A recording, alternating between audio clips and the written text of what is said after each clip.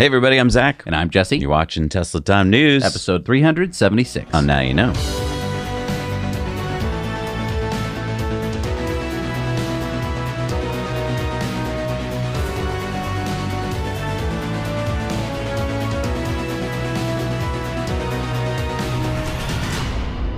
Thanks to Birch for sponsoring today's episode. They've launched their Black Friday sale, and you can get 25% off your purchase for a limited time, so check out the Birch site for more details. Birch makes mattresses that are crafted with organic and natural materials that have been sustainably sourced. We each have Birch mattresses and have shared our experiences with you. I've had my Luxe mattress by Birch for a couple months now, and I can see why it's called the Luxe. I also got Birch's plush organic mattress topper, and I love it. My Birch is so soft and comfortable.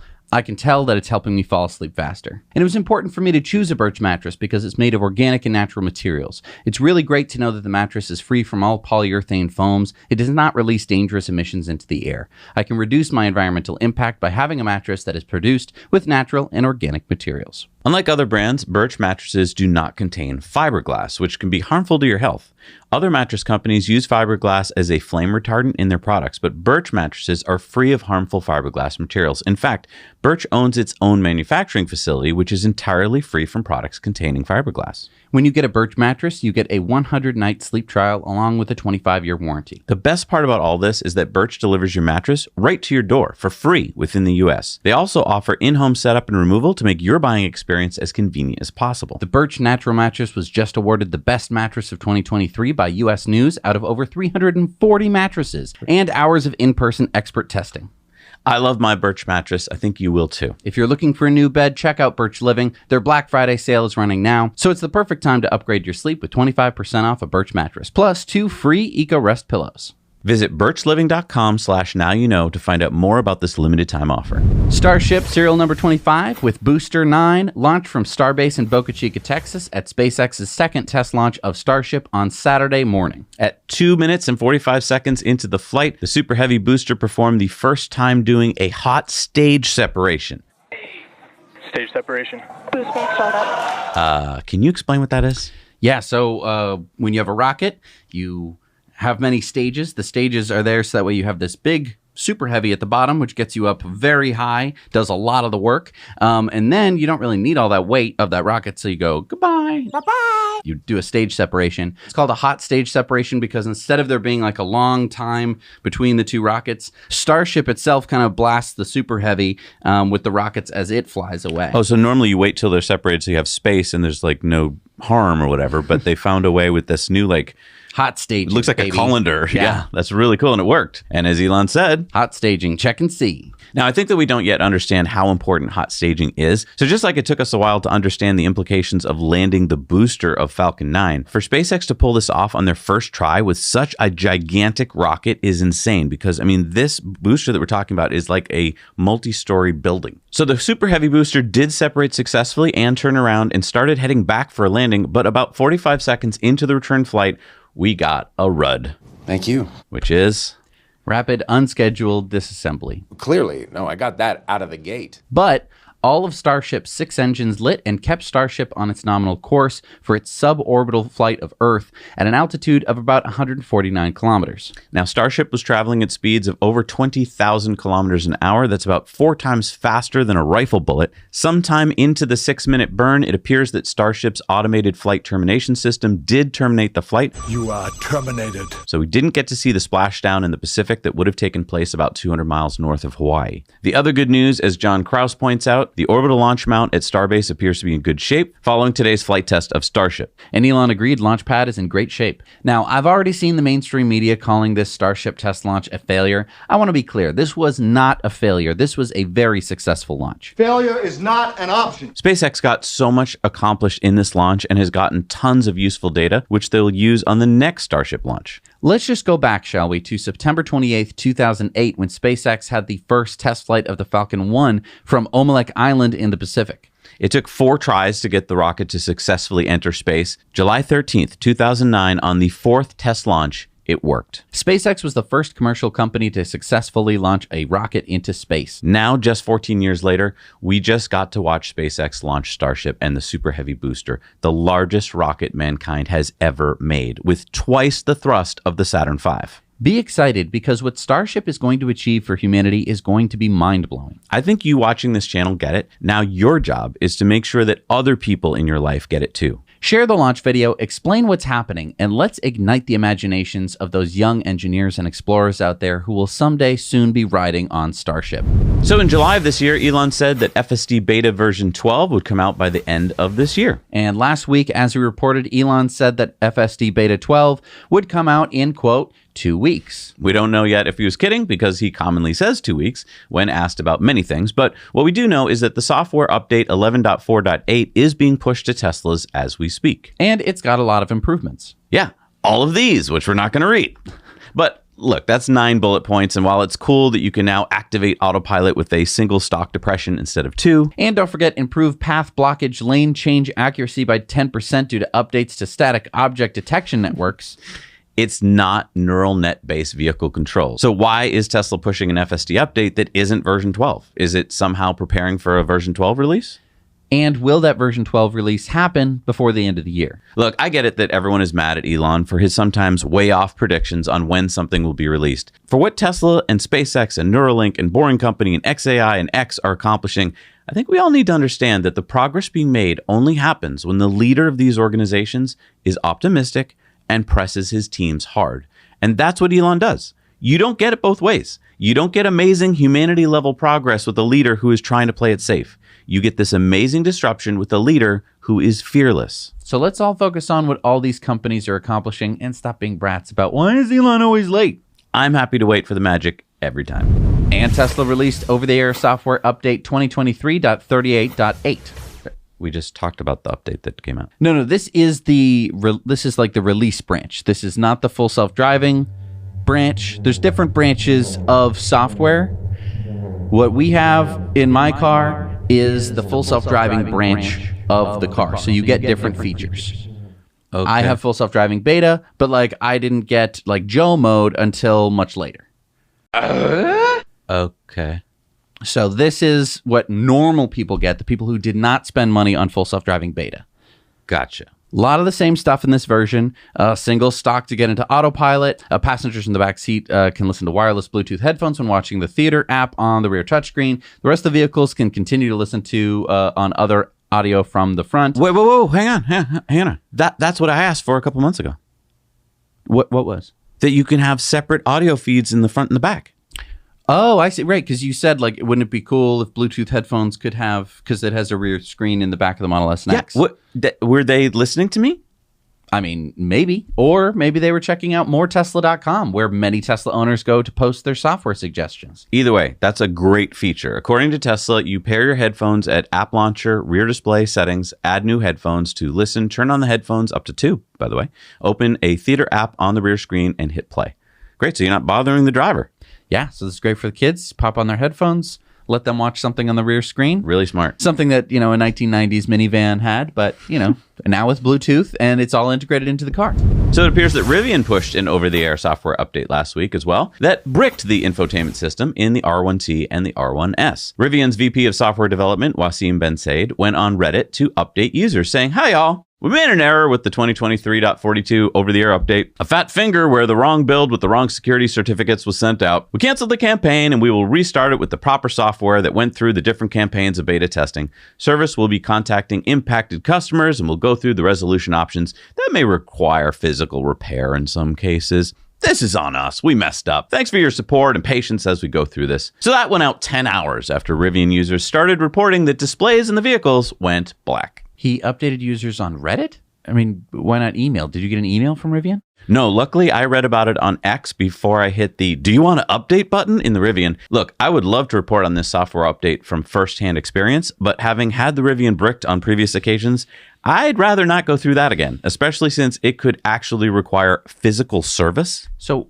how do they send out the wrong software? That does sound fishy, doesn't it? Oh, my bad, dude. I was wolfing down this rad burrito and my fingers were all like sticky, And I was like, should I get up and wash my hands or should I like push this awesome new software update like pronto? And so I totally fat fingered the wrong file to the servers. Totally my bad, bro. Sorry, I like bricked all your expensive rides. That's like totally on me. Burritos are on me next time we go to the cantina. Yeah, I think this is a really bad look for Rivian. And I just want to point out, if you happen to be off on an adventure somewhere on a mountain, and then you hit like, yeah, let's update it tonight. And then you came out in the morning and you were pretty much bricked. What are you going to do? I also just want to point out that as far as I know, and I did a little bit of Googling, this has never happened with Tesla before. Never, ever, ever, ever, ever. Yeah. Especially nothing that would require a physical repair. I know. And just to get the car, back up to snuff. Well, Rivian's quick to say this only affected 3% of drivers, but 3% is probably thousands of Rivians. And if some of those have to be brought into Rivian repair, that's a lot of unhappy customers. Well, and also, right now, sitting in the driveway is our Rivian, and it says, "Do you want to update? Hit this button to update, dude." And I'm going like, Can he withstand the temptation to push the button that even now beckons him ever closer? We're going to be on this software package for a while because I don't know what software it wants to give me. Exactly. We're probably going to have to wait to be at least 2 behind before I feel comfortable updating again. Like, I know that it's like, Oh, don't worry. We fixed it. It's not going to do anything bad. really?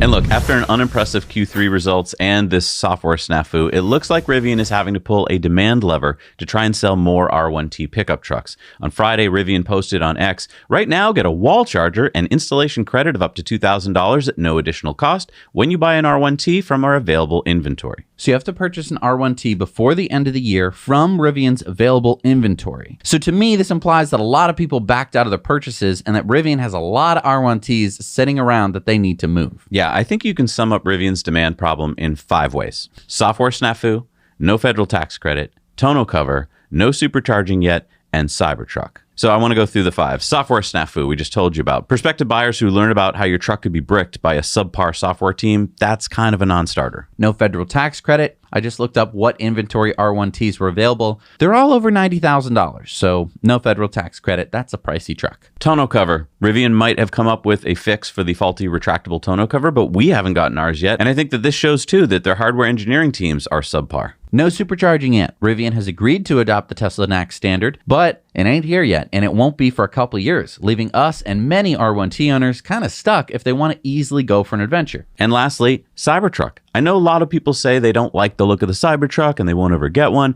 but I think many are going to eat their words when Cybertruck comes out at the end of this month and they see one in person. I also think that many people wanted an electric pickup truck, so when Ford and Rivian came out with theirs first, they were the only game in town. Now with Tesla entering the arena, I think the R1T is a tougher sell. What do you think? Share your thoughts with the community in the comments down below. And while you're at it, hit the like button. It really helps share this video with more people.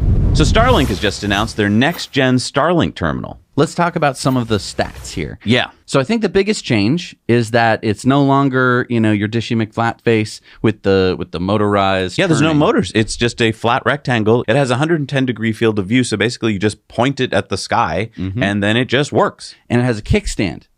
So this is a much cheaper version to manufacture. Of course, the antenna is still fabtabulous, and I'm sure that they've made lots of improvements to it.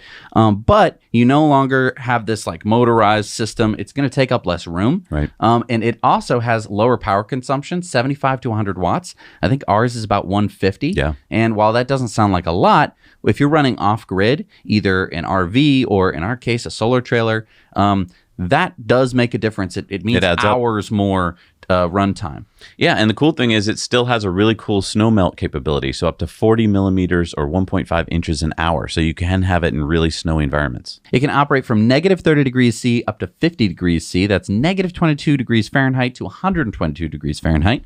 It only weighs 6.4 pounds. And as we talked about, it's really easy to hook up. I mean, it looks like you can hook it up in about 60 seconds. And because it's cheaper to make and cheaper to ship, and this is probably why Starlink just reported that their revenue even now. They're not losing money anymore. And this could really help reach other parts of the globe where startup cost is going to be extremely important. So if this could cost even $100 less, you're going to allow more people to buy it. Alexandra, order me a Hyundai EV with blue exterior. Ordering Hyundai electric vehicle with blue exterior from Amazon now. What are we talking about, you ask? At the LA Auto Show, Hyundai and Amazon just announced a partnership whereby starting next year, you'll be able to order a Hyundai vehicle online on Amazon and then pick it up directly from a local dealer or have it delivered. And we're not making this up.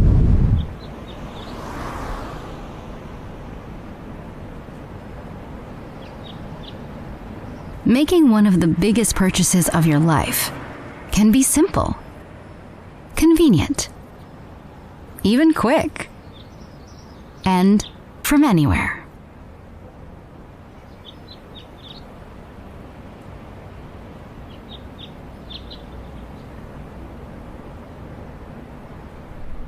You'll be able to choose from different models, trims, colors, and features, and then check out directly on Amazon. And starting in 2025, you'll be able to use Alexandra to do it. Hyundai's CEO, Jay Chang, says this partnership will unlock incredible opportunities. I just hope that nobody orders wrong. I said Ioniq 6, not Ioniq 5. Alexandra, return Hyundai Ioniq 5. Initiating return of Hyundai Ioniq 5. Please rebox the Hyundai Ioniq 5 and proceed to nearest Whole Foods return desk. And I don't see why this announcement is such a big deal, to be honest, because, I mean, I think you can already do this with your phone, but Hyundai says that starting in 2025, you'll be able to control your home Alexandra while using hands-free Alexandra in your Hyundai. So features like warming up your house or turning on your lights before you get home, for instance. Right.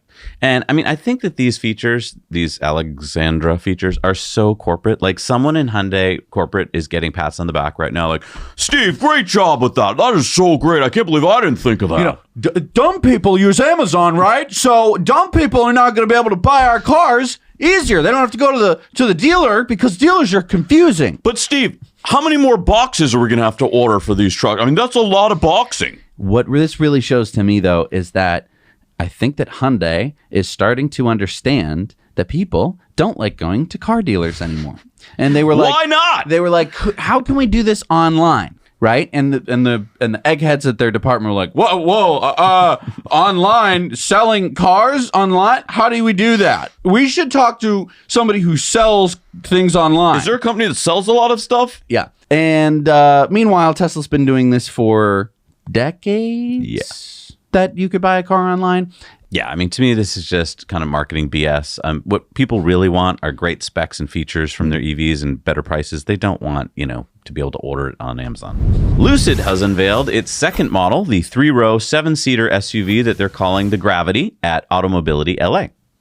And I know you're not into it, so we'll just jump right into the features and the specs. So Lucid's Senior VP of Design and Brand claims that the Gravity has the lowest drag coefficient for a production SUV at 0.24. Although the numbers are not official yet. The Tesla Model X has an official CD of 0.24. So, yeah. So it's same number. And like the Model X, which has different width tires front and back, the Gravity has different sized tires front and back. So the options are the 21 and 20 inch or the 22 and 21 inch. That'll just make it all the more confusing when you go to rotate your tires. Oh, I don't seem to be able to rotate your tires. You get your tires changed. You're like, why is the car drifting to the left? Oh, sorry, dude. I'm used to like a regular car.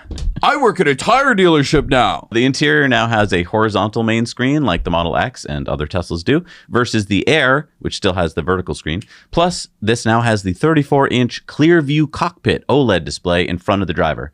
And check this out, Jesse. I know you're going to love it. Front seats. I don't hate front seats. I just don't think that anyone's ever going to do that with their $100,000 car. Why not? You're going to go to the beach and open up your frunk and sit in the front seats. No, you're going to put seats in the frunk, bring them to the beach, unfold the seats, sit in the seats somewhere else, not in your car. All right, well, let's get on to some more specs here. 900-volt architecture with 440 miles. That's 708 kilometers of range. That is not EPA tested yet, so that's just what Lucid claims. Okay. The battery is an unconfirmed 113 kilowatt hours, charging of up to 200 miles in 15 minutes, so we don't really know the charging speed. Over 800 horsepower with 0 to 60 in under 3.5 seconds, towing of 6,000 pounds, and 112 cubic feet of cargo space. Now to the pricing, which Lucid hasn't officially announced yet, but they do say it will resemble those of their Air sedans. So there will be 4 trims. The top Dream Edition pricing has not been announced at all, but the next level down, the Grand Touring, is expected at $119,000. The Touring is expected at $89,000, and the lowest trim, or Pure, is expected at $79,000, just low enough to grab the $7,500 federal tax credit. The Gravity should start production late next year. And I just want to point out that the Pure version, the lowest version, is not going to have the specs that you talked about, the range and the acceleration. No, that's all the 119,000 or more. Right.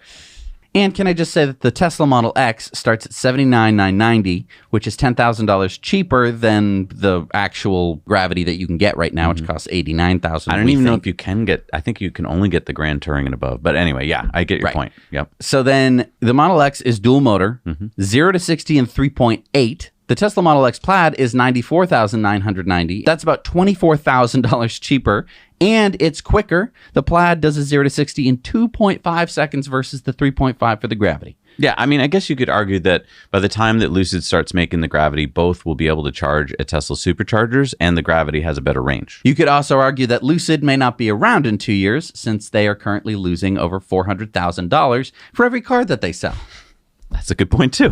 Talking about some more electric SUVs, Cadillac has just confirmed their Optiq EV. Oh, awesome. So it looks like a crossover SUV. So what are those stats? They haven't released any. Okay. How about the price? They haven't released any. Okay. How about... Look, they say that they'll unveil the details and everything next year. This is just the confirmation. Oh, right. I forgot the multi-step release process that traditional car companies use. It goes, what is it? Rumored, discussed, concept, several other steps, then confirmed, leaked, sneak peek, release date of the announcement of when it will be unveiled. The unveiling, the 1 to 2 year delay in production, then early production, then first deliveries, then another inexplicable delay. Then middling sales, followed by a battery recall, and so forth. Yeah, right. Right. So now they get to show us some pictures of what it might look like. I think I'll take it with a grain of salt until they start production.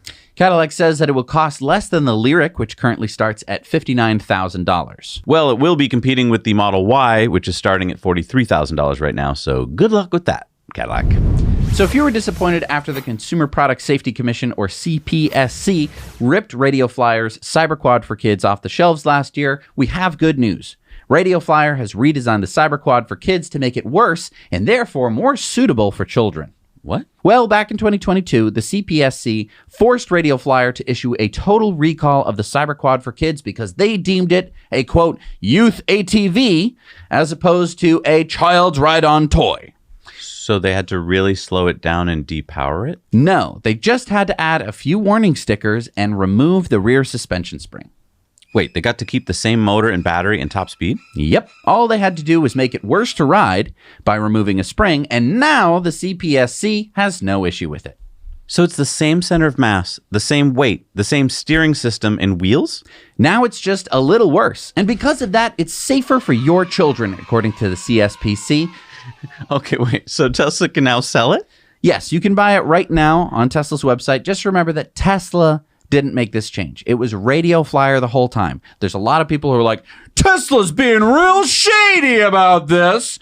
No, first of all, it's Radio Flyer because that's who makes the damn thing. And also, they are just complying with the Consumer Product Safety Commission's guidelines. Thank you, Senator Warren. Thank you so much for protecting us by making a worse product for our children to ride. America. All right, it's time for the Cybertruck Roundup. Yeehaw! The Cybertruck Roundup.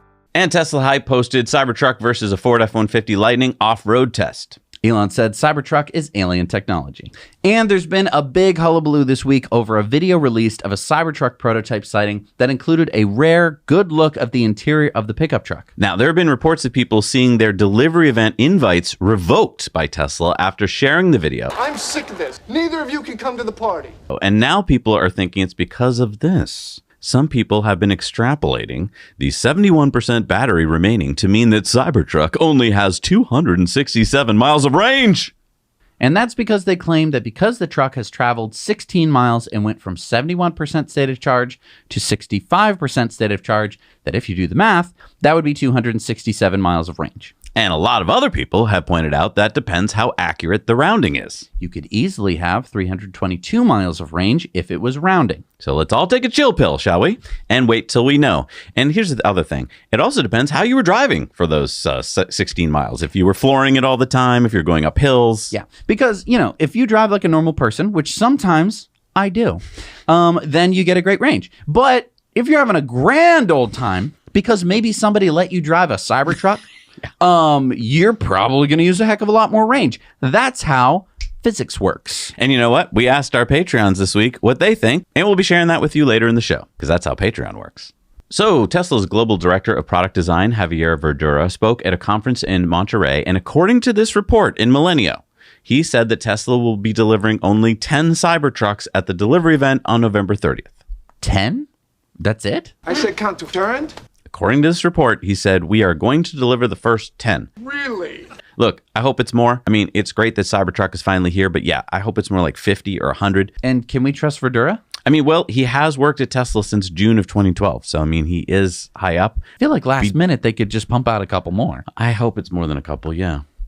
Good news, though. Tesla has removed the for Cybertruck only section from its website purchase agreement. Remember, we talked about this last week. The company is no longer explicitly prohibiting Cybertruck owners from reselling their vehicles. However, the general language on resellers is still in the agreement, and this mainly applies to dealerships. The general language has existed in many versions of the agreement in the past, so they've kind of reneged on the what I think is pretty legally not so strong And thing. also, I mean, if you want to sell it to someone in your family or a good friend, I don't think that's the same thing as like scalping your vehicle. And I just think that they were opening themselves up to a lot of lawsuits because there is going to be a lot of turnover with these vehicles. Right. There was going to always be a black mark for Cybertrucks. Right. There's going to be markups, and people who want to pay more, just like they want to pay more for the Nike Airs or whatever, they're going to do that. Cartels are going to want them. So I had to show you this great footage of the Tesla quality team testing out the Cybertruck's tonneau cover. This was covered by our good friend Jeff Roberts, who's flying over Giga Texas. Oh, awesome. So they must have a bunch of like sensors back there and use like AI to detect water intrusion. No, they lay a guy back there, and he uses the flashlight on his phone to check for leaks as they go through the sprayers. Well, I mean, that's how I would do it. So. Yeah. It's saving us time, really. Here's an awesome video of the Prime Minister of Thailand getting a personal tour of the Cybertruck with Lars. And he even jumped up on the tonneau cover. Man, imagine having a head of state who could do that. He looks spry. It's been a while since we've had a head of state that could do that. He looked fit, man. But I mean, imagine a truck where you can do that. I can't wait. I mean, a fold-up back section that you can stand on, that's like something out of James Bond. And we got a good shot of inside the tonneau cover at night. So those lights look nice and bright. It'll help you kind of pack stuff in. Even if you have the tonneau cover up, it'll be nice. And what about what you can fit back there? The Griswold family Christmas tree.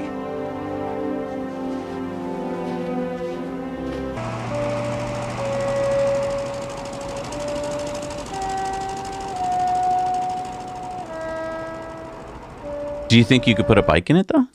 Yeah, I mean, check this out. So this is in a garage.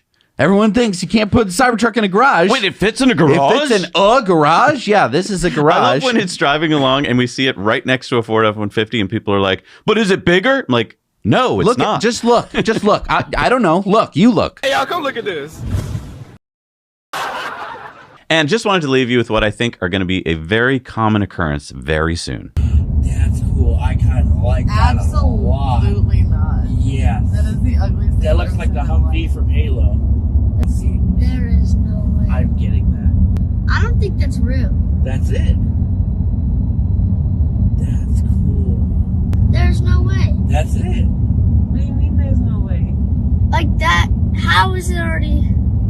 Oh my God. Yeah. That is great. That really is the reaction. I feel like every man in America is going to be like, yes, I want that. And every woman in America is like, no, you're not, that's Bob. the ugliest thing I've ever seen. And every kid is like, oh my God, Yeah. my mind is blown. I know. And just remember that Zach and I will be live streaming practically all day from Austin, Texas on November 30th for the Cybertruck event. Yeah, we are hosting the Cybertruck after party, and we'll be bringing you everything Cybertruck that day with all your favorite YouTubers, Sandy Munro, Farzad Mezbahi, Ellie in Space, Jehu Garcia, and many more. So whether you can join us in Texas or here on YouTube, please mark your calendars because it's sure to be awesome. You know what else is awesome? Our friends at Cybertruck Owners Club, they help sponsor the show, and that's where you're going to find all the latest and greatest information about Cybertruck. I mean, it's just crammed. You cannot get through that in a sitting.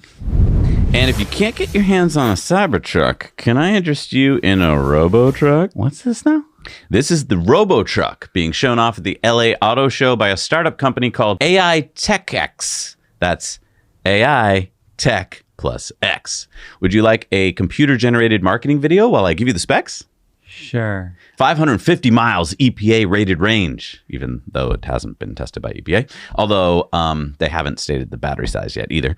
0 to 60 in 3.5 seconds and a top speed of 125 miles an hour. It'll be 188 to 198 inches long, depending on the configuration, and 76.6 inches wide. So shorter and narrower than the Cybertruck. Although AI Tech X claims it will have a 6-foot bed like the Cybertruck, even though, like you said, it's 2 feet shorter.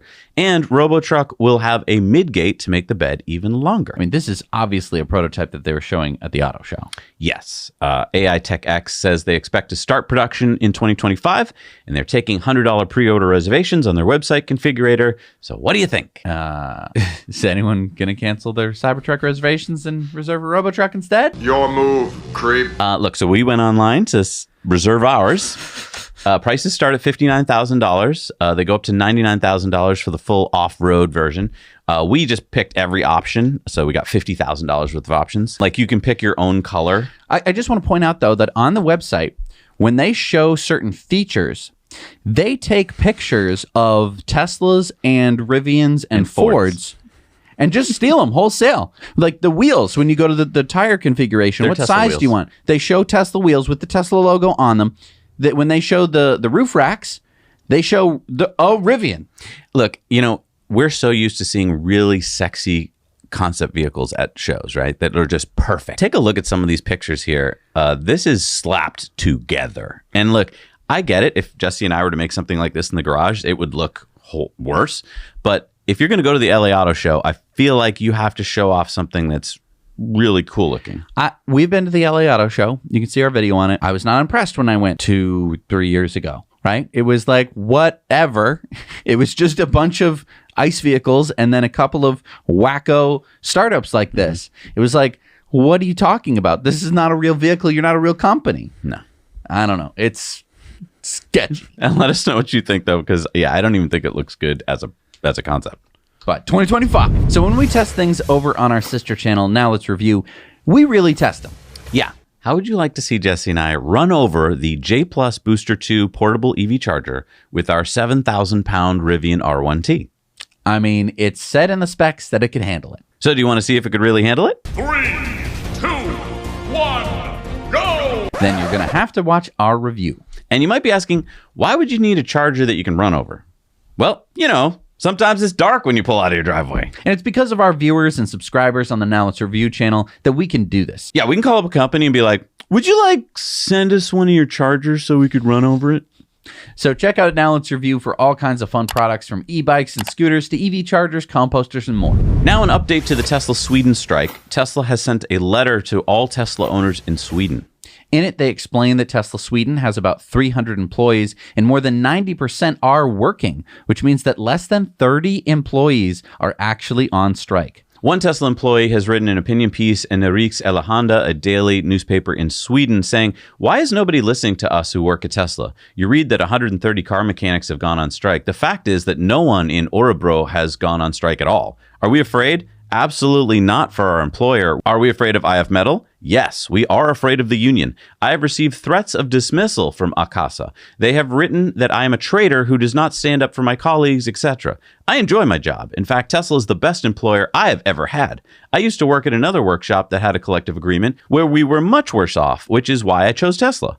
I chose Tesla because I want to be part of and contribute to a greener transition. Tesla is the car company that is responsible for the largest part of the green transition in Sweden, and I'm proud of it. Why does IF Metal continue to threaten us all the time just because we democratically chose not to have a collective agreement?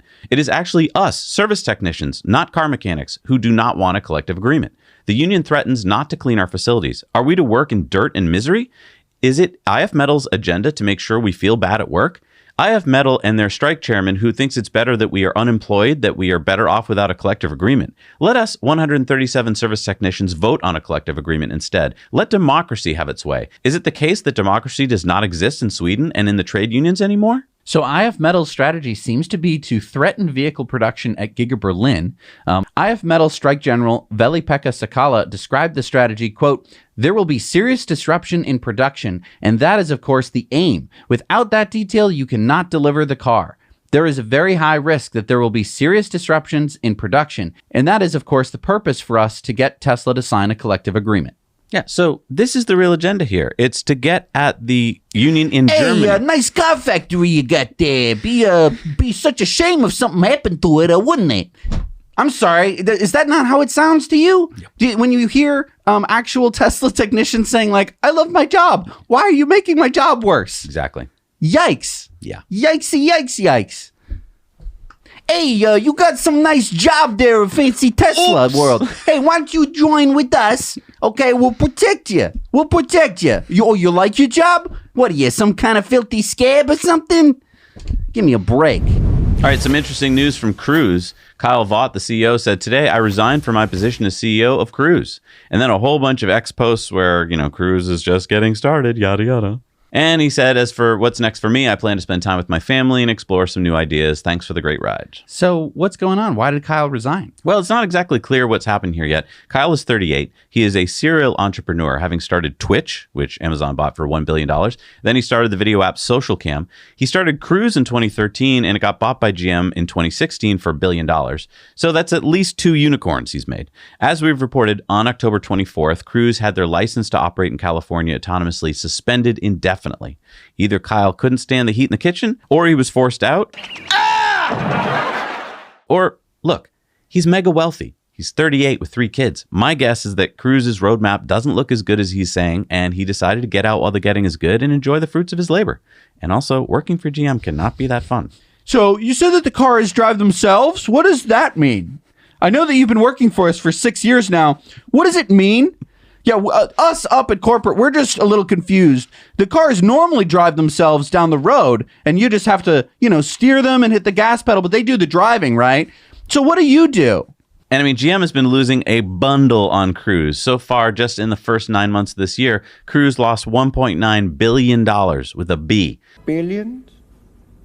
Third quarter losses were up 47% year over year. So GM must be thinking about cutting their losses and doing what Ford did with Argo. Remember, they sold it. Cruise will now be led, at least temporarily, by Mo Eleshanawi, who previously worked as the company's executive VP of engineering. So we all know that Tesla is using gigapresses to make the bodies of their Model 3 and Model Y and Cybertruck vehicles. Well, there's a new report out from Autocar saying that Tesla is investing in R&D to find new ways to repair their gigacasted vehicles. The report says, according to sources within Tesla, the company is investing in research and development to find innovative repair solutions for the Megacast underbody sections. They aim to develop repair techniques that are efficient, cost-effective, and maintain the structural integrity of the vehicle. Now, the report claims that Tesla has hired ThatchCam Research to test Tesla's new underbody after concerns raised over repair costs. So can I just cut to the chase here? Mm-hmm. This has to do with insurance companies and auto insurance premiums. I believe Tesla has hired ThatchCam Research as an independent third party to show that full body casting does not increase costs to repair vehicles that are in collisions. But how could that be, Zach? If one monolithic casting gets distorted in a crash, then there's no way to repair it. Spoiler alert! If a car gets into an accident and the frame gets bent, in most cases, it's not worth repairing, and insurance companies just call the car totaled. If I lose my temper, you're totaled, man. I think that ThatchCam Research is going to be able to show with a stiffer single-piece casting, there'll be fewer instances of bent Tesla underbodies in collisions, which means fewer Teslas will be totaled, which will lead to cheaper repair costs and therefore cheaper premiums. It'll be interesting to see what ThatchCam's work reveals. But even if auto insurers don't believe it and charge higher premiums for gigacast Teslas, don't forget Tesla Insurance currently operates in 12 states. And eventually plans to operate in all 50 states. Hey, if you'd like to share a clip you've seen on the show, but you don't want to share the whole 1 hour episode, go to our Now You Know Clips channel on YouTube or head on over to X where we chop into little bite-sized pieces. And now we go to Ellie in space, who is down in Boca Chica at Starbase covering the Starship's second launch. 10, 9, 8, 7, 6, 5, 4, 3, 2, 1. Well, Zach and Jesse, I don't need to tell you about the roller coaster and excitement that we had on Saturday with the second integrated flight test of Starship. From a last-second delay on Friday due to a grid fin actuator replacement being needed, to Saturday bright and early seeing Starship launch for the second time, we can still consider it a major success. And here's what it sounded like 6 miles from the pad. From my vantage point, the exhaust looks much better.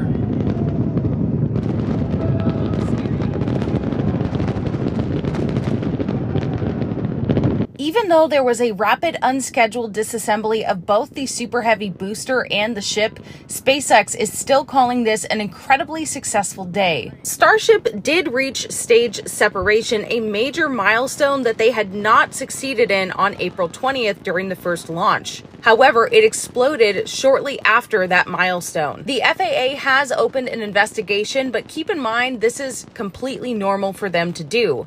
And I was there just 4 hours after the launch to look at the pad. It held up very well with the new improvements. So much better than launch number 1. I mean, it's crazy that they're even letting us back here. It's reopened in such a short time frame. So that's a really great sign.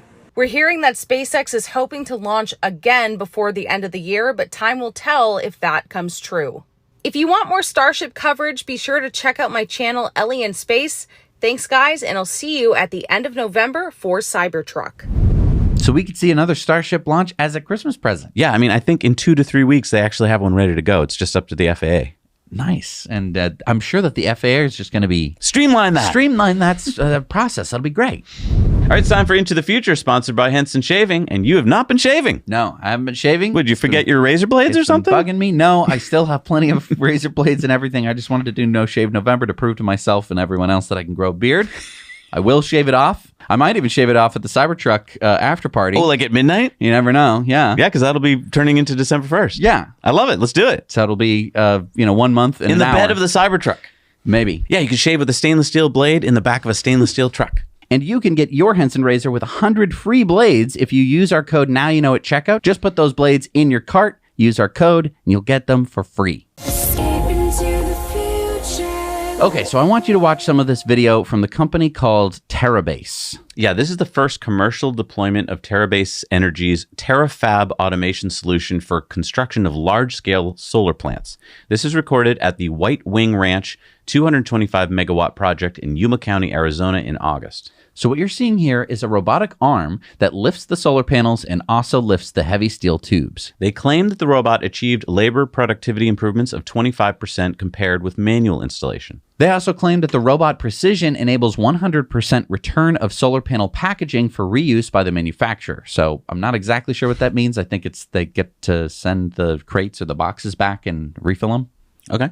But if you're worried that the solar workforce is going to go down because of robots, I don't think you have to worry, because according to the SEIA, or the Solar Energy Industries Association, they're predicting that just in the U.S. alone, we're going to need 800,000 new workers by 2030 just to keep up with the pace of growth in solar. So that's like almost 1 million people. Yeah, and I mean, these robots basically just help, and they kind of take the monotony out of a lot of the heavy lifting. All right, it's time for Going Green. And now, how'd you like to be able to put your front license plate onto your EV in just a few seconds? And take it off in just a few seconds. It's just that simple with SnapPlate. We've been using SnapPlate for years on our Teslas, and now you can get SnapPlates for many models of EVs. Yeah, we now use the SnapPlate on our Ford F-150 Lightning and our Rivian R1T. It makes a great gift this holiday season, and it's made in the USA out of recycled plastic. Sustainable. Yes, I love that. And you can get 10% off by using our exclusive code NOWYOUKNOW at checkout. The link is down below in the show notes. Okay, I gotta say, if you'd asked me when we started this channel 8 years ago, what brand do you think is gonna go electric? One of the last brands I would have thought of is Frito-Lay. Frito-Lay is owned by Pepsi, and you may remember that about a year ago, back in December of 2022, Pepsi took delivery of 21 of Tesla's first electric semi-trucks. It didn't hurt that the California Air Resources Board chipped in a $31 million grant, by the way. So I guess we shouldn't have been surprised to see that Frito-Lay has just continued that trend by launching its first 100% all-electric truck fleet at its Charlotte, North Carolina distribution site. Yeah, Frito-Lay took delivery of 28 Ford E-Transit trucks that have 2 seats, 68 kilowatt-hour batteries for 126 miles of range. Frito-Lay says that this is a pilot for future electric fleets. Its goal is to deploy 700 electric vehicles by the end of this year. I don't see how that's going to happen, but Frito-Lay says that just this pilot fleet of 28 trucks will eliminate 260 metric tons of greenhouse gases annually. And we just talked about, of course, PepsiCo, but Coca-Cola has decided that they're going to kind of compete with Pepsi. What a surprise. What a twist. Coca-Cola competing with Pepsi? Who would have believed it? Not me. And so Coca-Cola has just decided to purchase 20 electric semis of their own. Oh, so Coke is buying Tesla semi-trucks too? No, they're getting Daimler's Freightliner e-Cascadia. Okay, but the e-Cascadia can come with a 155, 220, or 230 mile range. Whereas we've seen that the Tesla Semi can do 335 miles using just 77% battery charge. Right, like a 500-mile range. Well, these e-Cascadias were being delivered to their Downey, California production plant, which is basically in LA. My guess is that these trucks aren't going to travel very far and that they're just supplying LA with soda. Plus, California has some pretty amazing incentives for electric trucks, as you talked about. So I think that this really made a lot of financial sense. Yeah, I guess it's pretty nice to see some competition between Coke and Pepsi around electrification now instead of just taste tests. Now, if only they could ramp that up by more than 24 trucks. That would be nice. All right, it's time for Sunspots. Want to see the world's largest solar farm? Sure. There it is. What, that little red pin near Abu Dhabi? Yeah. Want to zoom in like they do in spy movies? Yeah. All right. Even more zoom. So this is located in the UAE. Are they hosting COP28 this year? Yes, that starts November 30th, and they timed it pretty perfectly. The Al Dhafra solar farm is now the world's largest single-site solar farm. 2 gigawatts of solar, almost 4 million bifacial solar panels. It will power almost 200,000 homes and eliminate over 2.4 million tons of carbon emissions annually. This site created about 4,500 jobs, and at one point, they were installing 10 megawatts every day. This brings the UAE up to 3.2 gigawatts of solar. Their goal is to get to 14 gigawatts by 2030. So you said that COP28 starts on November 30. Why does that date seem so familiar? Because that's the Cybertruck delivery event at Giga Texas. Remember, we're going to be in Austin hosting and live streaming the Cyber After Party. Make sure to mark it on your calendars and join us. And if you'd like to put solar on your house, but you don't want to go all the way to Dubai and look for some extra panels there, call our friends at Energy Pal. They can help get you solar for less, also batteries. And tell them Zach and Jesse sent you, and they'll do it all for free. Link is down below. All right, it's time for our video contributor stories. Remember, we need your stories. Send them in to us at hello@nowyouknowchannel.com. 2 minutes or less. Shoot them in landscape with some good audio and no music. What do we got this week? John and Michelle sent us this story about the recent Tesla road trip from England to Norway. Hi, Zach. Hi, Jesse. My name's John, and this is my partner, Michelle. We know you guys love nothing better than a bit of FUD busting and some scenic supercharger locations. Well, have we got a treat for you? We took our 7-year-old 70,000 mile Tesla Model S on a road trip from the south coast of England to the top of Norway. It's a journey of over 5,000 miles and goes to show you shouldn't believe everything in the tabloid press about battery degradation. It was an epic adventure. And en route, we took in some stunning scenery and we charged in some really picturesque locations. Here's our top 3. Coming in third place is the charger at Skibotn, a quaint fishing port. Skibotn was also the first place we charged in Norway, having just driven from Finland. At number 2 is the 8-stall charger at Mosjøen, just 50 meters from a beautiful river with the mountains rising sharply on the other bank. This charger is a great place to take a break, but be aware there are a few facilities and it is on an industrial estate. And drumroll please, our top spot, first place, goes to Andelsnes in the Rumama municipality. It's also a short distance from the Trolls Road, which is a serpentine mountain road with 11 hairpin bends. Check out our channel if you want to see us drive that. And we need to have an honorary mention for the 3-stall charger at Onisvag. Now, it may not be the most picturesque, but it is the most northerly Tesla supercharger in the world. At almost 71 degrees north, it beats Alaska, Canada and Iceland. Thanks guys for your excellent show each week. And if your viewers want to see what went right and what went wrong on this great trip, then check out our channel, The Long Free Ride. Thanks for your inspirational work, and we hope to see you in the UK sometime soon. That is so cool. Thank you so great. much. You can check out their YouTube channel in the description below. It is The Long Free Ride, and it's quite awesome. I just popped that on when I just want to relax and just chill out. It's like having autopilot on, but now I'm in Norway. I know. It was really cool to see. I haven't seen what that looks like, and we get actual video of it. You guys are awesome. Thank you so much. All right, it's time for the Patreon bonus stories. And on Patreon this week, we've got Tesla's first video ad. Joe Rogan and The Rock discuss Cybertruck, And I'm going to show that. No. That's just for Patreon. That's just for Patreon. So you get to see that too. Also, we've got Investor Club bonus stories and so much more. So head on over to patreon.com/nowyouknow. Support us for as little as $1 a month, and you get all of those Patreon bonus stories. We'll see you there.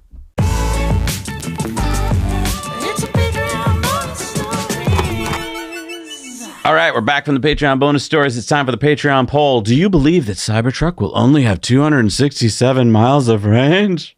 All right, well, most people said nope, it can't be that low. Moon Thief did point out range for the base model at the reveal was 250 miles plus, so this doesn't seem unrealistic. That being said, if you plan to do any towing with this, you probably want more.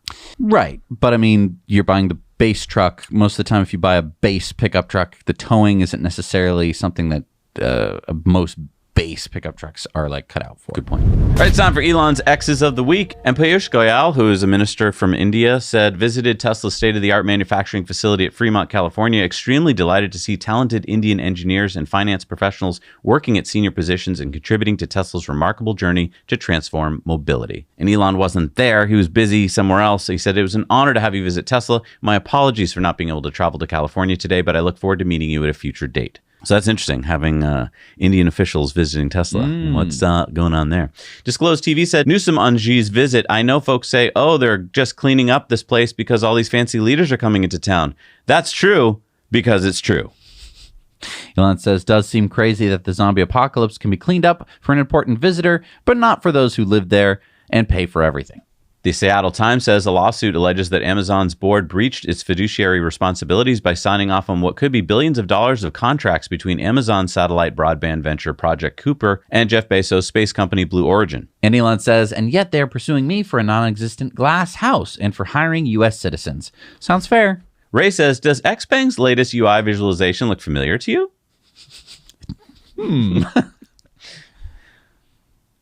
Elon reposted Tesla manufacturing, which says that V4 Supercharger now available at Giga Berlin, open for all EVs. Nice. Elon said, actually happened. This is a real picture. And that, of course, is the seal they had to capture and put headphones on it.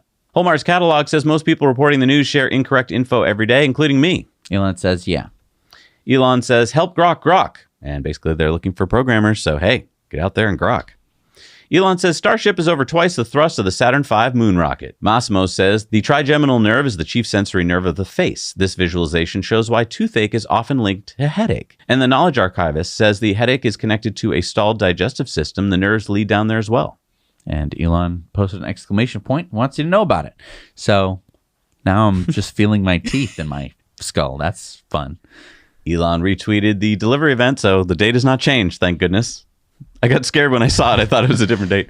Mark Benehoff says, go San Francisco, go APEC, everyone is here. Elon says, San Francisco looks incredible tonight. May Musk, Elon's mom, says, I'm having way too much fun on Grok. And Elon says, Grok rocks. John Krause tweeted out this picture of Starship. Elon says, great shot.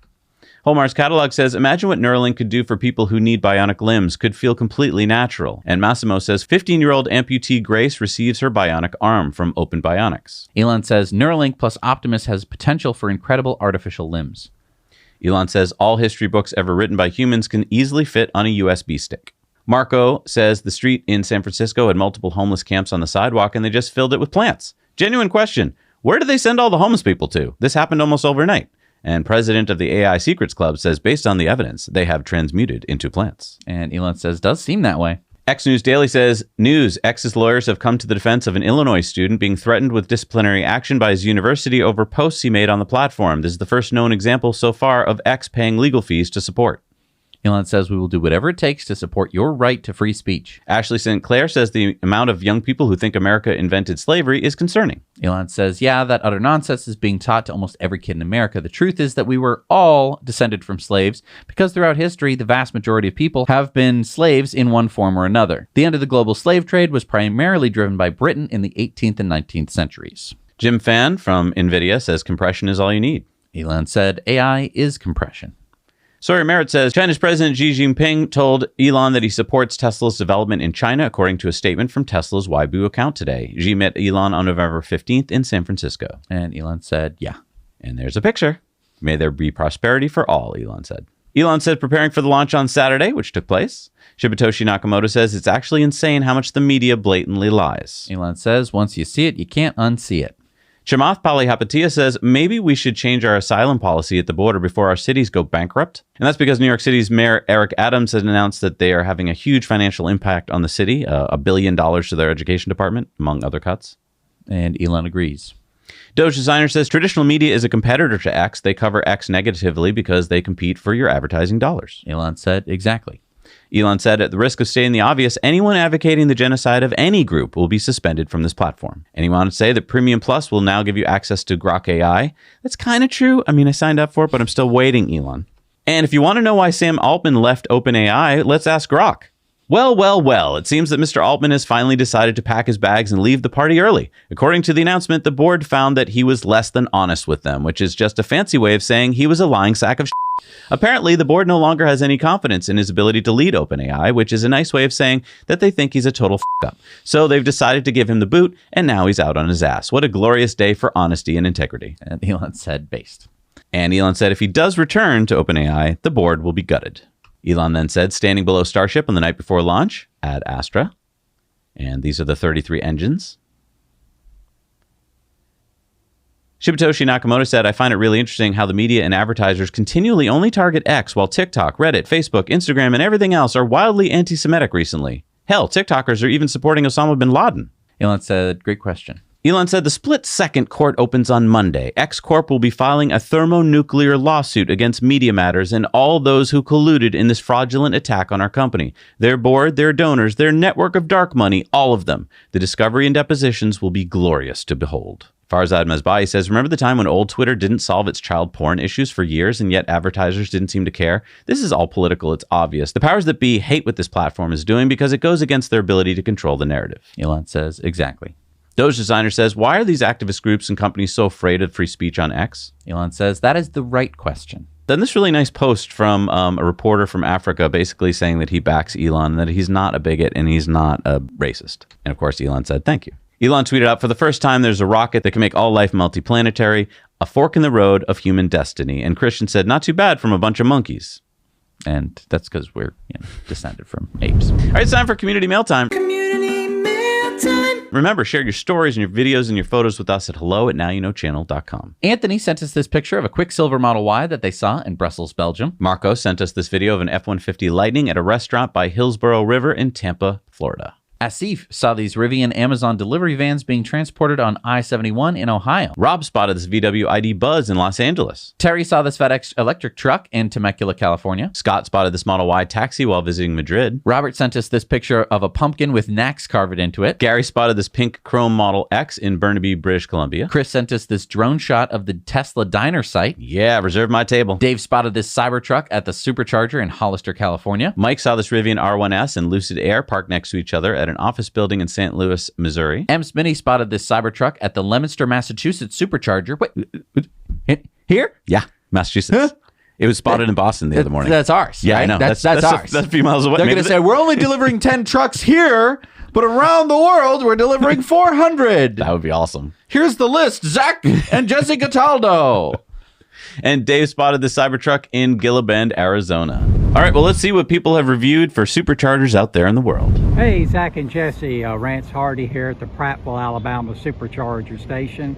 Prattville, Alabama is in central Alabama. This is the first version V4. We have 12 stalls here. It's in a Target parking lot with a number of other stores around, several restaurants in the area. We've got a TJ Maxx, Office Max, pet store. Then across the street here, we've got several restaurants in the area. These version 4 superchargers will charge Tesla, but they have the Magic Dock and the credit card reader, but those do not appear to be operational at the moment. We'll turn around here and take a look at them. Here's the V4, pull out for the Tesla, but the charging pad and the screen is not working this time. I'll give this supercharger station a 6 out of 10. Now you know. Hey, Zach and Jesse. I'm at Aberystwyth, Wales at the 6-stall supercharger using my Turo rented Model S. We are at an inn, so if you want to stay there, it's great. Otherwise, there's not a whole lot around. There's a Robinson's across the street, and just around the corner there's a McDonald's as well. Otherwise, I think we're just here for the view, which is quite spectacular. I'd have to give this about a 6 because it is the closest supercharger for the next about 150 kilometers. So it's good to stop here. All right, now you know.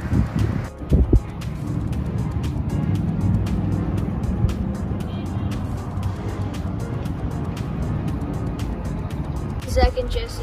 We're at the new 12-stall Supercharger in Huntsville, Alabama. Huntsville is known for the U.S. Space and Rocket Center Space Camp, which is only a few miles away from here. There's plenty of restaurants and activities in this area. We've got a Trader Joe's, we've got a Dave & Buster's, Wahlburgers, REI. There's a Top Golf behind us, and the new amphitheater is also behind us if you're in town for the concerts. Oh no, this is a great location. What are you rated? A 10 out of 10. Now you know. Hi, Zach and Jesse. This is Benny coming to you from sunny California. And I'm here at the Supercharger that I noticed it was put in recently. They have 20 stalls at 250 kilowatt. Plus they have 20 or 30 destination chargers that people that stay at the hotel or shopping, they can charge their car. Also, they have another supercharger in the other side of the shopping center that they have 8 stalls at 150 kilowatt. And also at this location, they have new spots for additional 30 or 40 superchargers that they're going to put in. And it's beautiful. It's going towards Las Vegas. I'm at Barstow, California. And now you know. Thank you. Thank you so much for doing Supercharger reviews. We have a spot on our website where you can review Superchargers and upload them. You can also see everybody else's review. So if you're planning a trip, you can see which Superchargers you'd like to stop at. All right, what do we got for new Superchargers in the world? We have number 71 in Australia is the 6-stall at South Yarra in Victoria, Australia. We got the 6-stall in Kaohsiung in Taiwan. The 3-stall in Ningbo, China. We got the 3-stall in Dongguan, China. Number 70 in Virginia is the 8-stall in Salem at Abercrombie Drive, Virginia. Number 89 in Taiwan is the 6-stall in Tainan. Number 63 in Spain is the 4-stall in Marbella, Spain. The 3-stall in Pingjiang, China. Number 162 in France is the 16-stall in Dinan, France. Number 56 in Illinois is the 12-stall in Bradley, Illinois. The 12-stall in City of Industry at Colima Road, California. The 44-stall in Redding on Hilltop Drive in California. The 3-stall in Guangzhou, China. The 3-stall in Suzhou, China. Number 70 in Virginia is the 8-stall in Franklin, Virginia. Number 40 in Ohio is the 8-stall in Columbus, Ohio. Number 80 in Sweden is the 8-stall in Härnösand, Sweden. Number 147 in Florida is the 8-stall in Orlando. Number 4 in Malaysia is the 4-stall in Malacca, Malaysia. Number 149 in South Korea is the 6-stall in Incheon. Number 15 in New Mexico is the 15-stall in Las Cruces, New Mexico. Number 403 in California is the 6-stall in Pleasanton, California. The 2-stall in Dalian, China. The 2-stall 120 kilowatt in Yushui, China. Number 1,900 in China is the 6-stall in Chongqing, China. Number 16 in West Virginia is the 8-stall in Ripley, West Virginia. Number 42 in Oregon is the 8-stall in Wilsonville, Oregon. Number 53 in Georgia is the 12-stall in Commerce, Georgia. And number 84 in New York, number 2,058 in the USA, and 5,780 in the world is the 12-stall at Kirkwood, New York. Woo! That is awesome. Thank you so much for joining us today on Tesla Time News. We are so excited for the end of this month when we're going to be at the unveiling. Less than 10 days. Oh my gosh. So exciting. Yeah, so everyone, as you're having a fun time with your family, if you're celebrating Thanksgiving this year, make sure you talk about Starship. Make sure you talk about Cybertruck. These are things that I think you know so much about. You're probably like, well, everyone already knows about it. But, recently I've discovered that most people don't know anything about any of this stuff. Oh, you've recently discovered that? I just recently discovered it. It's amazing. No, really, do a little poll at your gathering and just ask, show of hands, everyone at the table, who has heard of Starship?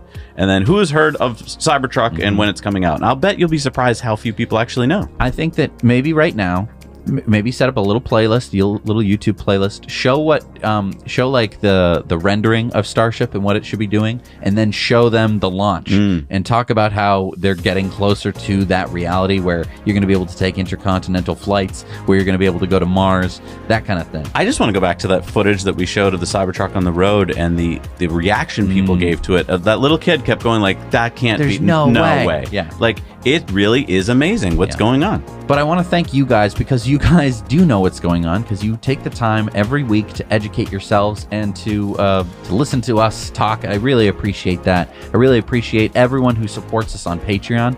Patreon is just such a wonderful place for our community to live.